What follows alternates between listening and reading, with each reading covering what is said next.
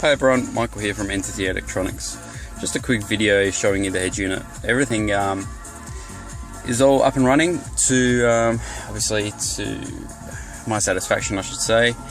There's only one thing left that doesn't seem to be working, and that is showing my track name and radio station on there. Now, you know what, for what you get and the extras that you get with this unit, it's nothing. Having analog speedometer on these cars anyways, I always find myself I'm in the digital speedo in the middle of the screen, so I don't really use it. So, but anyway, so back to the unit. I've put a different ROM on this, so this doesn't actually have the same ROM or operating system as it originally did when it came from the manufacturer. So I managed to find one on the XDA forums by a developer, which I forgot his name. It started with MAY, but I will credit him obviously for this. So what he's done is he's taken a ROM, which is a KITKAT 4.4.4, and just included everything that the manufacturers removed. Now some of these things could potentially, if you adjust them wrong, you could muck up the head unit. You won't kill it, but you could muck it up. But for me, as an advanced user, I find these settings absolutely blessed. So I absolutely love them. So I was just making sure that the camera's still recording.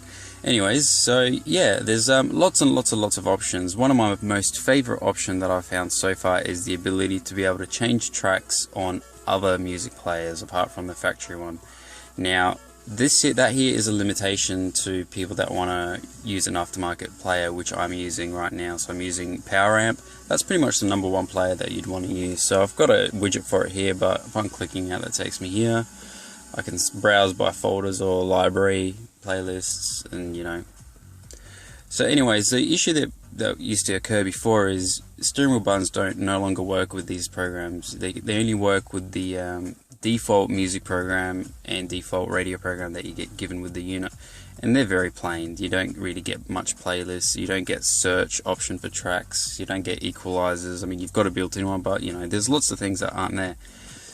So with this firmware, with this ROM, you can do that. There's an option in there that allows the definition of keys to be implemented into the unit, so the unit picks them up as physical buttons like as it would in a phone.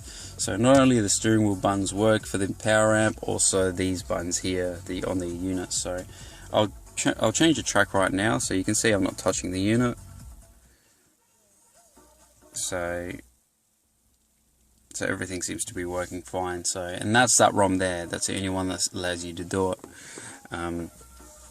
The ROM gives you lots of options, plenty of them. So you go to settings, and normally in an Avon unit or these units, you won't get that many settings in here. Most of them are all hidden and been removed. That way it doesn't allow you to really muck around with much. But this one's completely open. You do whatever you want. If the text is too small for you, you can change the screen density so everything is bigger. If that's too big for you, you can reduce it so everything's even smaller. Extra settings in here, so how long the unit stays on standby before it completely shuts down. So at the moment I've got it set for an hour, because I find myself, I'll get out, do something for about half an hour, 40 minutes, get back in the car. I don't really fancy waiting another 30 seconds for everything to boot back up. So at the moment, if I switch off the car and switch it on within the hour, it's not even 2 seconds. It's as soon as you click the key over, it's pretty much there. Music is there, you just go. Options such as DVR, so the DVR recorder, you can change the storage location for the GPS card, the built-in memory, or another SD card. Other options, this little program here that the developers put in, you can kind of see it, there you go. So this is the same app that's allowing me to change tracks on the program on Power Amp using the steering wheel, but also this little beauty has options such as soon as the unit boots up, it will automatically load Power Amp for me. I've obviously enabled that. Call from Android. I need to elaborate what that means. Before, you could only call people when you go to the phone book. So when you click your phone button on the steering wheel, it will take you to the Bluetooth, and from the Bluetooth you can call. That's the only way you could do it. However, with that option there, I could be sorry, I just play music again. I could be just sitting in here, and then I can go to my contacts, and it shows me all my contacts that are on Google right now, and I can call people straight away from here, so I don't need to go to my phone book. So at the moment I've got a shotgun for my partner. I just click that, click the photo. I only have a mobile number, so you can kind of see it. I don't really want you to have a number, but anyways, as soon as I click it, it'll just start dialing. You could never do that with the old ROM, nor any other unit out there on the market.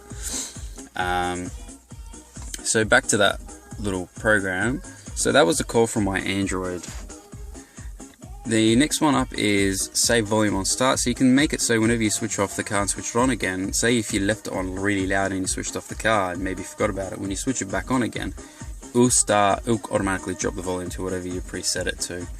Then you got speed volume. We all should be familiar with that with the old E-class and the command. It's a speed sensitive volume, so it can increase or decrease depending on the speed.